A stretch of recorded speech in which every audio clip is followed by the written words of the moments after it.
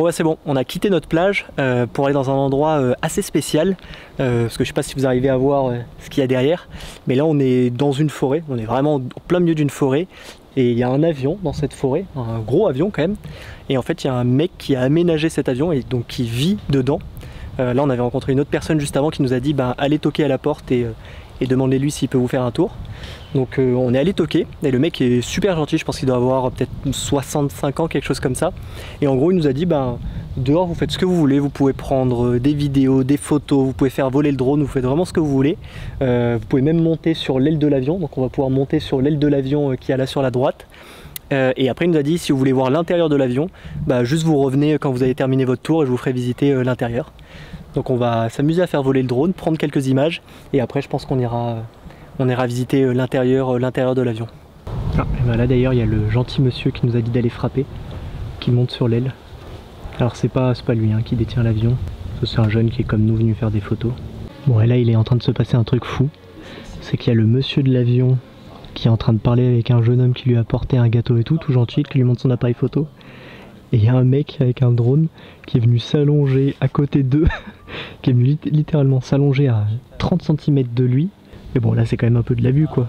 Le propriétaire il est en train de parler avec un jeune et l'autre il est venu se foutre à 30 cm d'eux sans leur parler, juste pour faire voler le drone. Et du coup l'avion il repose sur ça. Donc il a ses pneus qui sont sur ses rondins de bois. Le bas de l'avion, je sais même pas si ça touche vraiment ça. Ça je pense que c'est la sortie de ses toilettes. Là je pense qu'il y a toute son électricité qui vient. Parce que l'avion est allumé hein. Il y a des lumières là. Là c'est l'endroit où les roues elles rentrent. Donc il y a encore des lumières, ça fonctionne et tout hein. Et ensuite, le devant de l'avion il repose. Il me gave l'autre avec son drone. Le mec est sans gêne avec son drone hein. On a fait des plans drone, nous on est allé vite et on a attendu qu'il y avait personne. Et là du coup vous voyez bien la taille, regardez. Ambrine tu fais combien? 1m77? 1m80? 1m80. Cambrine fait 1m80 et il y a, ouais, il doit avoir 2-3 mètres de planche là. Et le devant de l'avion du coup il pose là-dessus. Du coup on va attendre que l'autre connard avec son drone il est terminé je pense. On va les laisser partir et après on va essayer d'aller toquer gentiment chez le monsieur comme il nous a dit de revenir pour nous faire visiter l'avion, l'intérieur.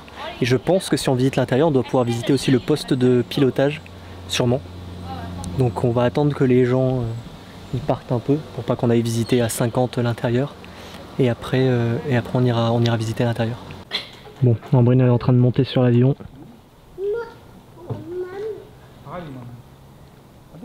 Tombe pas Ambrine hein.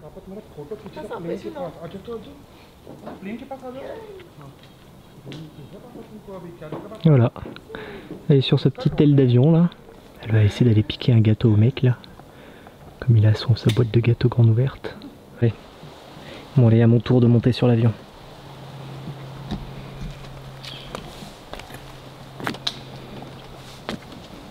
Putain en vrai c'est... J'ai posé le premier pied. Ouh. Ça tangue hein. Bon alors Ambrine, toi qui as peur de l'avion, est-ce que ça te rassure d'être sur une aile d'avion? Pas vraiment. Vu l'état de l'avion surtout. Bon, on est rentré dans l'avion.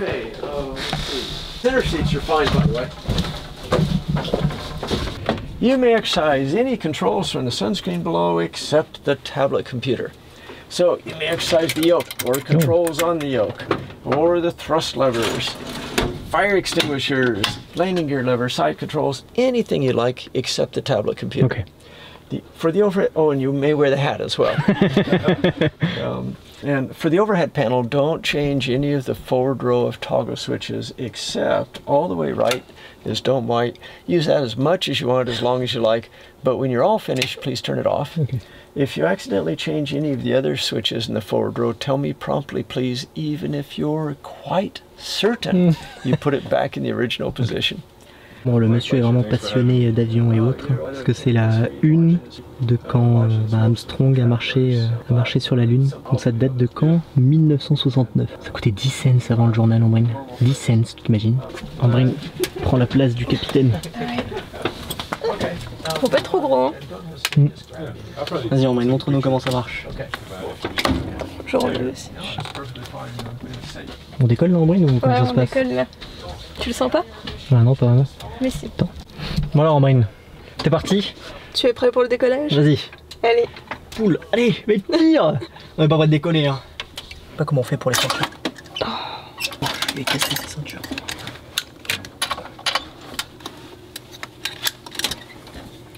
Bon allez Damien, tu es mon copilote aujourd'hui.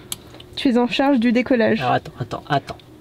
Déjà, normalement, il est pas censé avoir les moteurs. Ok.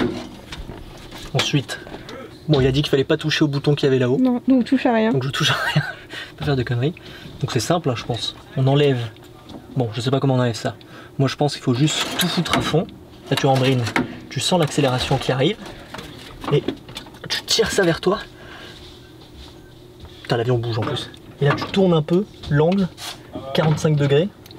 Là, c'est pour les missiles, je crois. Allez, pardon, il a dit qu'il fallait mettre... Est-ce que tu es prête au décollage, Ambrine? Je suis prête. C'est parti. Donc, on met tout ça à fond.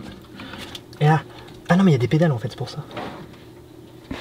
Il a pas dit si on pouvait toucher aux pédales. Il a pas parlé des pédales, c'est vrai. Et le mec est vraiment super gentil parce qu'en gros, quand tu rentres dans l'avion, enfin quand vous rentrez dans l'avion après, bah, vous pouvez faire globalement ce que vous voulez. Genre lui, il s'est remis dans son endroit et on peut visiter, faire un peu ce qu'on veut. Bah, sachez que si un jour vous voulez visiter l'intérieur de l'avion, il suffit d'aller là où il y a les marches là où il y a les marches qui descendent, d'enlever ses chaussures, il y a bien marqué enlever ses chaussures, de taper et après le monsieur il vous fait gentiment une visite de l'avion.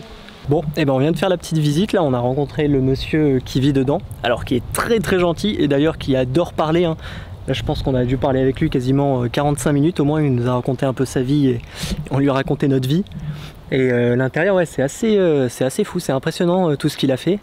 Et c'était marrant aussi parce qu'il y avait deux autres personnes qui étaient en train de visiter, un qui prenait des photos et un basketteur. Et en fait, le basketteur qui joue en NBA, il était français, parce qu'il nous a entendu parler français, il nous a dit « Ah, mais vous êtes français ?» Donc aujourd'hui, on a visité un avion aménagé et on a rencontré notre premier joueur de NBA français en plus. Alors j'ai pas compris comment il s'appelait par contre, je sais juste qu'il joue à Portland. Et il s'appelle Olivier. Donc voilà. Si vous regardez la NBA, vous connaissez quelqu'un qui s'appelle Olivier et qui joue à Portland, et ben il était dans l'avion aujourd'hui. Bon, à la base on avait dit que Cannon Beach était la dernière fois on dormait près de la mer avant un moment. Au final on respecte pas du tout l'itinéraire qu'on avait dit. Enfin on fait une petite bifurcation. Donc là ce soir on va dormir ici là près de cette plage. C'est vraiment super beau. Alors il y a beaucoup de vent par contre. Là je me suis abrité derrière une butte. Mais sinon il y a beaucoup de vent, on le voit d'ailleurs avec le sable qui file sur la plage. Et du coup pour le coup on est bien content d'être sur un parking où il y a plein de gens. Parce qu'on s'est mis entre deux camping-cars, c'était la dernière place qui restait. Et du coup il nous bloque un peu du vent, donc nous on se prend un peu moins de vent. Et donc ce soir on va dormir ici, là en face de cette plage. On a encore un coucher de soleil sur la plage, là c'est vraiment super beau. Et demain on va continuer à longer la côte. Et on va aller voir un endroit normalement où il y a des super belles dunes aussi. Et on dormira encore près de la plage. Je pense encore peut-être une ou deux nuits. Et après on s'enfoncera un petit peu plus. On retournera dans les terres américaines pour commencer le périple. Bon, en tout cas vraiment super beau cet endroit. Franchement on n'avait pas prévu d'y aller et ça vaut vraiment le coup. Et pour l'avion là qu'on a visité, la personne qui vit dans l'avion, si vous passez à côté, franchement ça vaut quand même vraiment le coup d'y aller parce que c'est super beau, c'est assez fou dans l'endroit où il vit et le mec qui vit dedans est vraiment adorable, super gentil. Donc si vous lui parlez un peu, il aura plein de choses à vous dire et on sent qu'il a envie de parler et tout, donc c'est vraiment top. Donc voilà, nous on va rester là et demain donc on va voir les dunes, on va longer la côte et on va voir le reste des dunes. Bon c'est bon, on a roulé un petit peu là, on est parti du spot où on a dormi. On a roulé 1 heure et demie là le long de la côte, c'est vraiment super beau. Et là du coup on vient d'arriver où on voulait aller. C'est un endroit en fait où il y a des grandes dunes, vous allez voir derrière moi. Donc c'est assez marrant, on se croirait, bon, je sais pas si on peut pas dire, on va peut-être pas dire au Sahara. Hein. Et donc là il y a des grandes dunes et donc nous notre objectif ça va être de monter en haut de cette grande dune pour voir ensuite avoir une vue sur toutes les dunes et juste derrière les dunes normalement il y a la mer. Donc on va monter là, on a pris le drone parce que je pense que ça va être beau et c'est parti. Brine a pris les devants. Et ça commence à monter.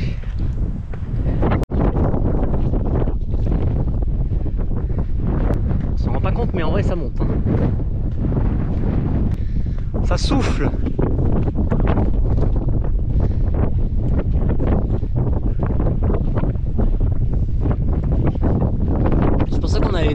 proche que ça de la mer. On va continuer à explorer malgré le vent.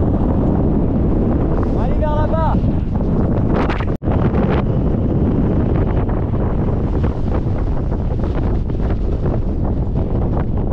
Bon, petite déception quand même, on pensait que les dunes elles allaient vraiment jusqu'à la mer et que nous on allait être beaucoup plus proche que ça de la mer. Au final non, c'est petite forêt pour y aller, après il y a les dunes au milieu, il y a encore une petite forêt et ensuite c'est la mer, et la mer est quand même assez loin donc on la voyait à peine. Donc c'était beau hein, quand même, mais on pensait vraiment qu'on allait avoir les dunes qui plongeaient dans la mer, on pensait pas que c'était si loin. Bon, première déception aux États-Unis, parce qu'en réalité on était descendu ici pour voir les dunes qu'on a vues tout à l'heure, mais surtout parce qu'on avait trouvé un spot qui avait l'air vraiment génial, et pour accéder à ce spot en fait il fallait longer un petit chemin de sable juste à côté de la mer, donc il fallait obligatoirement avoir un 4x4 pour ça. Donc ça avait l'air d'être vraiment trop beau, génial, et on s'était dit comme ça on se ferait notre première expérience avec le van dans une piste avec vraiment du sable.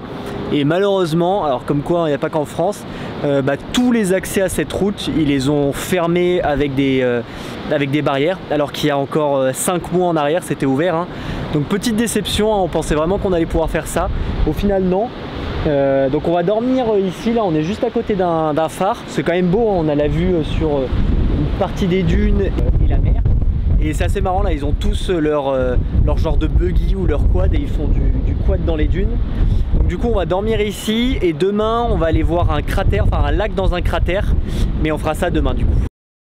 Bon bah c'est bon, maintenant on a définitivement quitté la côte et le bord de mer. Comme on vous avait montré, là maintenant on va s'enfoncer un peu dans les terres pour aller faire certains parcs nationaux. Et on devrait revoir le bord de mer je pense dans 1 ou 2 mois, à peu près 2 mois peut-être. Et là aujourd'hui on va faire un truc alors qui est très connu où on est, aller voir un cratère en fait avec un lac à l'intérieur. C'est ça un peu la particularité, c'est qu'il y a le lac à l'intérieur du cratère, et l'endroit s'appelle Crater Lake, donc bon c'est vraiment un lac dans un cratère. Donc c'est ce qu'on va aller faire. Ça a l'air d'être super beau, ça avait l'air d'être très populaire, donc avant d'arriver hier soir on s'est dit punaise il va sûrement y avoir beaucoup de monde parce que là on est arrivé samedi soir et on est arrivé dans un énorme endroit où il y a plein de places gratuites, donc on s'est dit que ça allait être blindé. Au final il n'y a personne.